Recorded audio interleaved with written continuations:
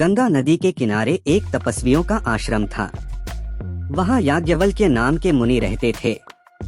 मुनिवर एक नदी के किनारे जल लेकर आचमन कर रहे थे कि पानी से भरी हथेली में ऊपर से एक चूहिया गिर गई।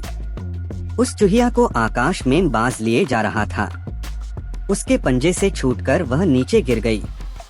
मुनि ने उसे पीपल के पत्ते पर रखा और फिर से गंगाजल में स्नान किया। चूहिया में अभी प्राण शेष थे। उसे मुनि ने अपने प्रताप से कन्या का रूप दे दिया और अपने आश्रम में ले आए। मुनि पत्नी को कन्या अर्पित करते हुए मुनि ने कहा कि इसे अपनी ही लड़की की तरह पालना।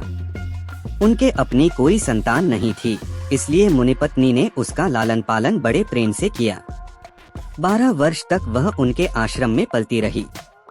जब वह विवाह योग्य अवस्था की हो गई तो पत्नी ने मुनि से कहा, नाथ, अपनी कन्या अब विवाह योग्य हो गई है, इसके विवाह का प्रबंध कीजिए। मुनि ने कहा, मैं अभी आदित्य को बुलाकर इसे उसके हाथ सौंप देता हूँ।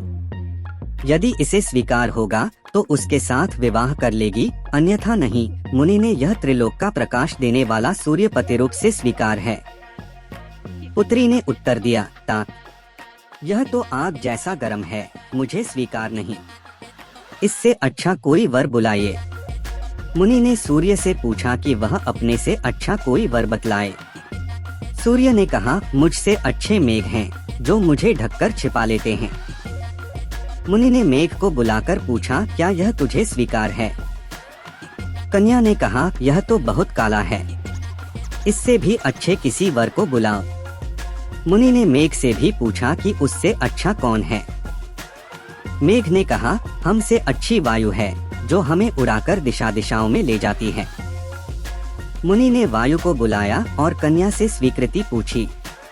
कन्या ने कहा, तात, यह तो बड़ी चंचल है, इससे भी किसी अच्छे वर को बुलाओ। मुनि ने वायु से भी पूछा कि उससे अच्छा कौन है? वायु ने कहा, मुझसे अच्छा पर्वत है, जो बड़ी से बड़ी आंधी में भी स्थिर रहता है। मुनि ने पर्वत को बुलाया तो कन्या ने कहा, तात, यह तो बड़ा कठोर और गंभीर है, इससे अधिक अच्छा कोई वर बुला। मुनि ने पर्वत से कहा कि वह अपने से अच्छा कोई वर सुझाए। तब पर्वत ने कहा, मुझसे अच्छा चूहा है, जो मुझे तोड़कर अपना बिल बना लेता है। मुनि ने तब चूहे को बुलाया और कन्या से कहा, पुत्री, यह मूषकराज तुझे स्वीकार हो तो इससे विवाह कर ले।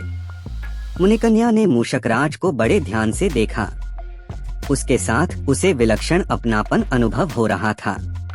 प्रथम दृष्टि में ही वह उस पर मुग्ध हो गई और बोली, मुझे मूषिका बनाकर मूषकराज के हाथ सौंप दीजिए। मुनि ने अपने तपोबल से उसे फिर चूहिया बना दिया और चूहे के साथ उसका विवाह कर दिया।